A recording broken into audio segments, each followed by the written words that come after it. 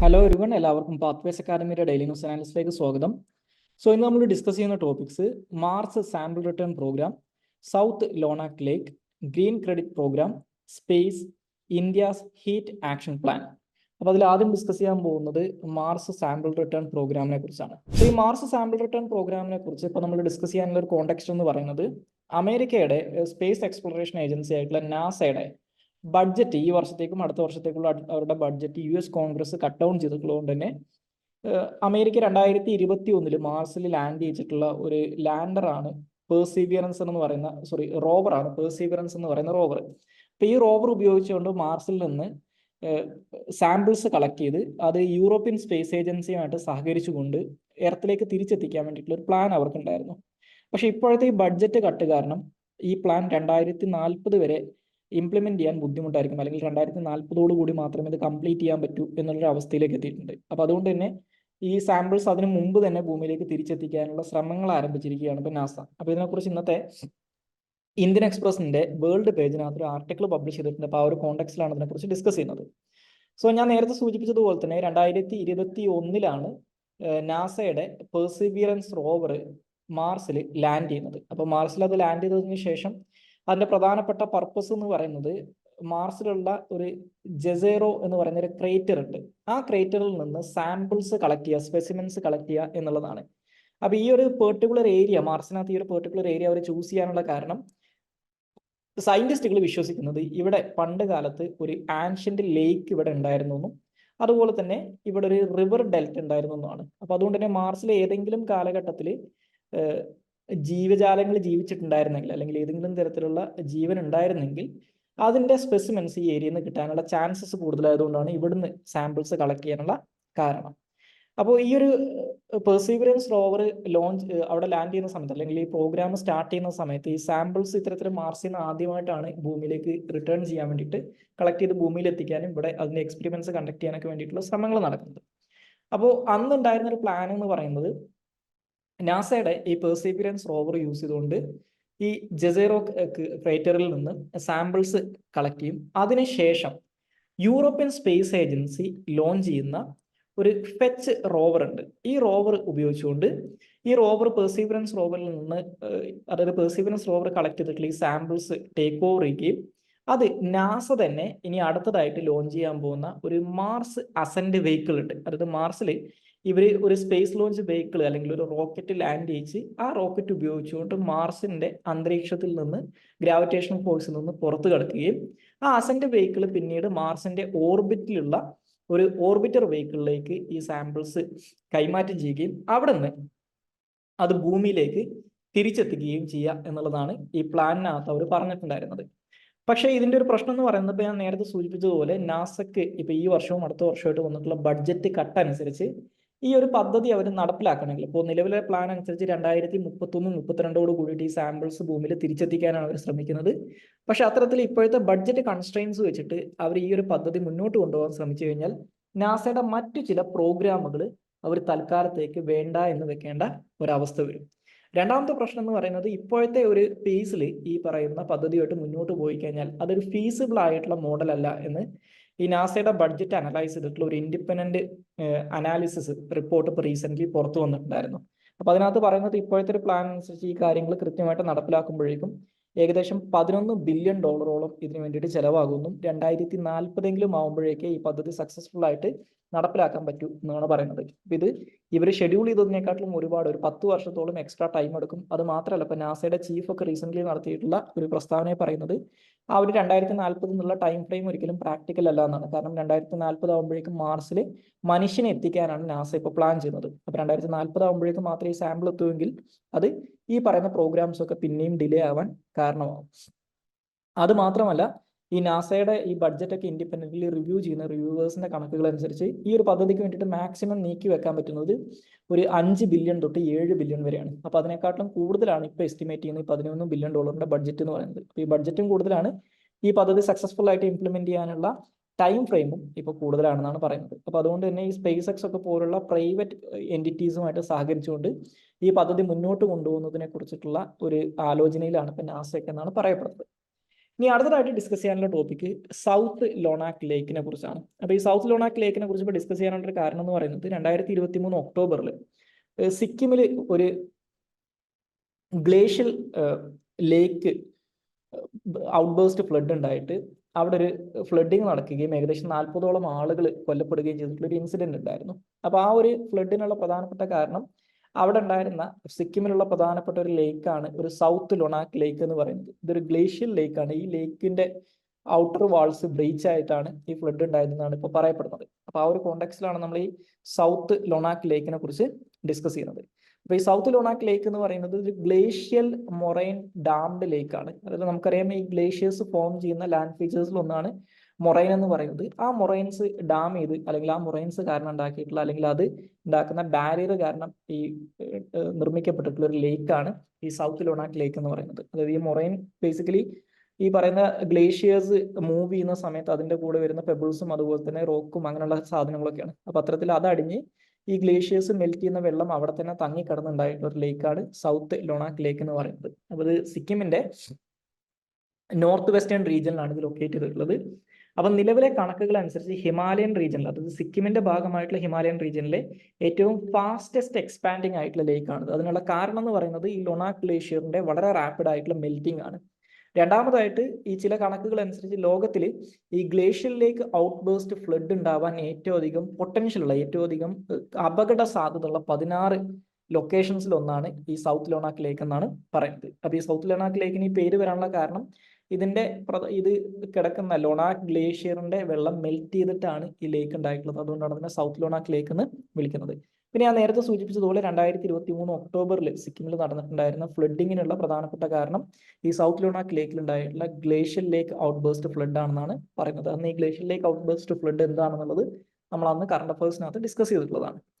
ഇനി അടുത്തതായിട്ട് ഡിസ്കസ് ചെയ്യാനുള്ള ടോപ്പിക്ക് ഗ്രീൻ ക്രെഡിറ്റ് പ്രോഗ്രാമിനെ കുറിച്ചാണ്. അപ്പോൾ ഗ്രീൻ ക്രെഡിറ്റ് പ്രോഗ്രാമിനെ കുറിച്ച് ഡിസ്കസ് ചെയ്യാനുള്ള ഒരു കോണ്ടെക്സ്റ്റ് എന്ന് പറയുന്നത് ഇന്ത്യയിലെ ഗവൺമെന്റ് ഓഫ് ഇന്ത്യ പ്രഖ്യാപിച്ചിട്ടുണ്ടായിരുന്ന ഗ്രീൻ ക്രെഡിറ്റ് പ്രോഗ്രാമിന്റെ നോംസിനകത്ത് ഗവൺമെന്റ് ഇപ്പോൾ ചില മാറ്റങ്ങൾ വരുത്തിയതായിട്ടുള്ള ഒരു വാർത്ത ഇന്നത്തെ ഹിന്ദുവിന്റെ പേജ് 1 വന്നിട്ടുണ്ട്. അപ്പോൾ ആ ഒരു കോണ്ടെക്സ്റ്റിലാണ് അതിനെക്കുറിച്ച് ഡിസ്കസ് ചെയ്യുന്നത്. അപ്പോൾ എന്താണ് ഗ്രീൻ ക്രെഡിറ്റ് പ്രോഗ്രാം എന്ന് മനസ്സിലാക്കുക. അതായത് നമ്മുടെ ഇന്ത്യയിൽ ഈ ഫോറസ്റ്റ് ലാൻഡ് മറ്റെന്തെങ്കിലും ആവശ്യങ്ങൾക്ക് വേണ്ടിയിട്ട് മറ്റേതെങ്കിലും നോൺ ഫോറസ്ട്രി പേർപ്പസുകൾക്ക് വേണ്ടിയിട്ട് മാറ്റി ഉപയോഗിക്കുന്ന സമയത്ത് അത് കാരണം വനനശീകരണം അല്ലെങ്കിൽ മരങ്ങളൊക്കെ വെട്ടിമുറിക്കുന്നതുകൊണ്ട് തന്നെ അത്തരത്തിലുള്ള കമ്പനികൾ ഒരു കമ്പൽസറി അഫോറസ്റ്റേഷൻ പ്രോഗ്രാംസ് നടപ്പിലാക്കണമെന്നുണ്ട്.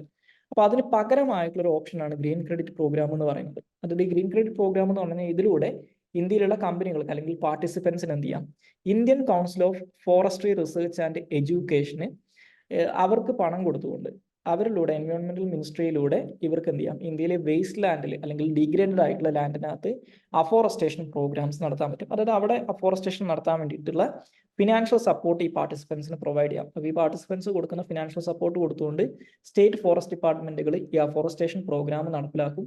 അപ്പോൾ ആ അഫോറസ്റ്റേഷൻ പ്രോഗ്രാം 2 വർഷം കഴിയുന്ന സമയത്ത് ഇതിന്റെ ഒരു റിവ്യൂ നടക്കും. അപ്പോൾ ആ റിവ്യൂവിൽ ഈ 2 വർഷം കഴിയുന്ന സമയത്ത് ഈ അഫോറസ്റ്റേഷൻ പ്രോഗ്രാമിന്റെ ഭാഗമായിട്ട് വെച്ച് പിടിപ്പിച്ചിട്ടുള്ള ഓരോ മരവും ഓരോ ഗ്രീൻ ക്രെഡിറ്റ് ആയിട്ടാണ് കണക്കാക്കുക. അപ്പോൾ ഈ ഗ്രീൻ ക്രെഡിറ്റ് ഇവർക്ക് എന്ത് ചെയ്യാം, നേരത്തെ പറഞ്ഞിട്ടുള്ള ഇവർക്കുള്ള കമ്പൽസറി അഫോറസ്റ്റേഷൻ പ്രോഗ്രാം നടത്താനുള്ള ഒരു ബാധ്യത ഉണ്ടാകുന്നുണ്ടല്ലോ, ആ ബാധ്യതയിൽ നിന്ന് ഒഴിവാകാൻ വേണ്ടിയിട്ട് ഇവർക്ക് ഈ ഗ്രീൻ ക്രെഡിറ്റ് യൂസ് ചെയ്യാം. അപ്പോൾ ഈ ഗ്രീൻ ക്രെഡിറ്റ് നിലവിൽ ഒരു നോൺ ട്രേഡബിൾ ആയിട്ടുള്ള കാര്യമാണ് ഗ്രീൻ ക്രെഡിറ്റ് എന്ന് പറയുന്നത്. പക്ഷെ മേ ബി ഫ്യൂച്ചറിൽ ഇത് ട്രേഡബിൾ ആയിട്ടുള്ള ഒരു സാധനമാക്കി മാറ്റാനുള്ള ചാൻസ് ഉണ്ടെന്നും പറയപ്പെടുന്നു. ഇനി അടുത്തതായിട്ട് ഡിസ്കസ് ചെയ്യാനുള്ള ടോപ്പിക്ക് സ്പേസ് ആണ്. സോ സ്പേസ് എന്ന് പറയുന്നത് submersible platform for acoustic characterisation and evaluation എന്നാണ് ഇതിന്റെ ഫുൾ ഫോം. ഇത് നമ്മുടെ ഇന്ത്യയിലെ naval physical and oceanographic laboratory ഉണ്ട്, DRDOയുടെ കീഴിലുള്ള, അവർ എസ്റ്റാബ്ലിഷ് ചെയ്തിട്ടുള്ള ഒരു പ്രീമിയർ ടെസ്റ്റിംഗ് ആൻഡ് ഇവാലുവേഷൻ ഹബ്ബാണ്. അതായത് നമ്മൾ ഈ അണ്ടർ വാട്ടറിൽ യൂസ് ചെയ്യുന്ന സോണാർ സിസ്റ്റംസ്, അതായത് ഇന്ത്യൻ നേവിയുടെ ഒക്കെ വെഹിക്കിൾസിനകത്ത്, അതായത് ഷിപ്പുകളിലും സബ്മറീൻസിലൊക്കെ യൂസ് ചെയ്യുന്ന സോണാർ സിസ്റ്റംസ് ടെസ്റ്റ് ചെയ്യുന്നതിന് വേണ്ടിയിട്ടുള്ള ഒരു ലബോറട്ടറിയാണ്, ഒരു ടെസ്റ്റിംഗ് ആൻഡ് ഇവാലുവേഷൻ ഹബ്ബാണ് ഈ സ്പേസ് എന്ന് പറയുന്നത് മനസ്സിലാക്കുക. അപ്പൊ ഈ ഫെസിലിറ്റിയുടെ ഏറ്റവും വലിയൊരു യുണീക്നെസ് ആയിട്ട് പറയുന്നത് ഇത് 100 മീറ്റർ വരെ ഡെപ്തിൽ ഈ പറയുന്ന സോണാർസ്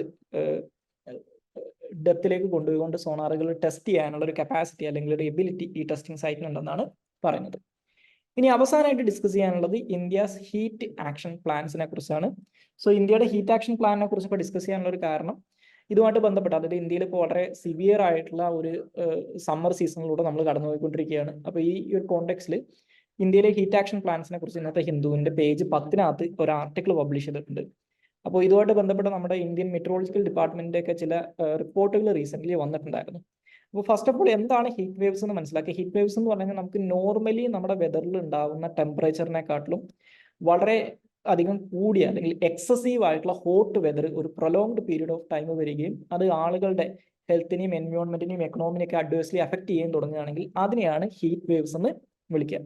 സോ ഈ പറയുന്ന ഹീറ്റ് വേവ്സിന് ഡിഫറെന്റ് നോംസ് ആണുള്ളത്, അതായത് different category of heat waves ഉണ്ട്. അതിനകത്ത് നോർമൽ ഹീറ്റ് വേവ് തൊട്ട് സിവിയർ ആയിട്ടുള്ള ഹീറ്റ് വേവ്സ് ഉണ്ട്. അപ്പോൾ ഇതിനൊക്കെ ഉള്ള ക്രൈറ്റീരിയാസും കാര്യങ്ങളൊക്കെ ഡിഫറെന്റ് ആണെന്ന് മനസ്സിലാക്കുക. അപ്പം നിലവിൽ ഇന്ത്യൻ മെട്രോളജിക്കൽ ഡിപ്പാർട്ട്മെന്റിന്റെ ക്രൈറ്റീരിയ അനുസരിച്ച് ഈ ഹീറ്റ് വേവ്സ് ഫിക്സ് ചെയ്യുന്നത് 3 രീതിയിലാണ്. ഒന്ന് ഓരോ റീജൻസിന്റെയും ഫിസിയോഗ്രഫിയുടെ അടിസ്ഥാനത്തിലാണ്. അതായത് ഇപ്പോൾ പ്ലെയിൻസിലാണെങ്കിൽ 40°C അതിൽ കൂടുതലോ ടെമ്പറേച്ചർ റെക്കോർഡ് ചെയ്ത് കഴിഞ്ഞാൽ അത് ഹീറ്റ് വേവ് ആണ്. കോസ്റ്റൽ ഏരിയാസിലാണെങ്കിൽ അത് 37°C ആണ്. ഹിൽ ഏരിയാസിലാണെങ്കിൽ 30°C ആണ്.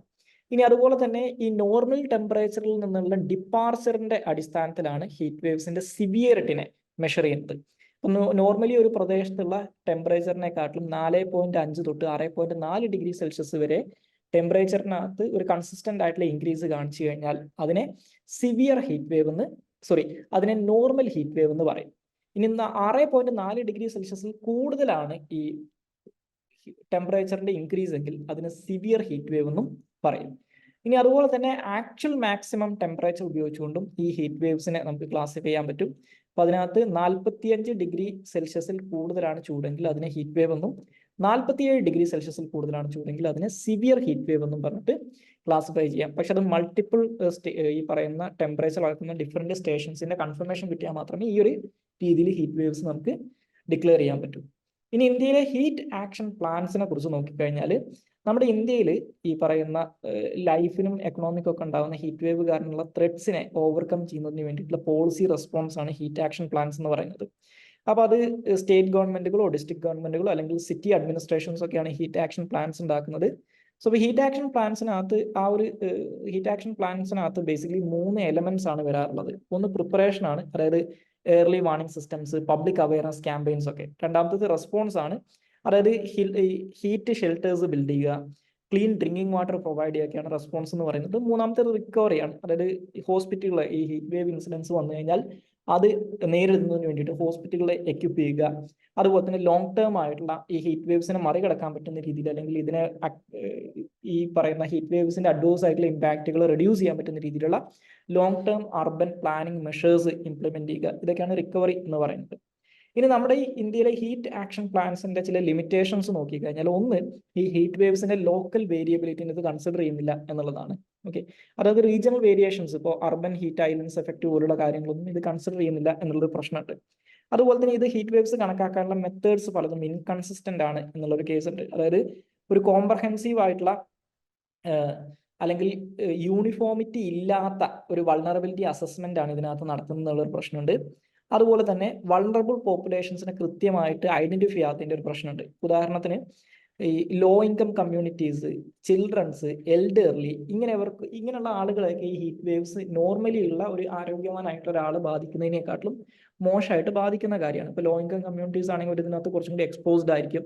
കുട്ടികളും മുതിർന്നവരും ആണെങ്കിൽ അവർ കുറച്ചും കൂടി ഇതിന് വൾണറബിൾ ആയിരിക്കും. പക്ഷെ അവർക്ക് വേണ്ടിയിട്ടുള്ള ഇന്റർവെൻഷൻ പോളിസീസ് ഒന്നും തന്നെ ഈ ഒരു ആക്ഷൻ പ്ലാനുകളിൽ നമുക്ക് കാണാൻ പറ്റില്ല. ഒരു വൺ ഫിറ്റ് ഫോർ ഓൾ എന്നുള്ള പോളിസീസ് ആണ് ഇതിനകത്തുള്ളത്.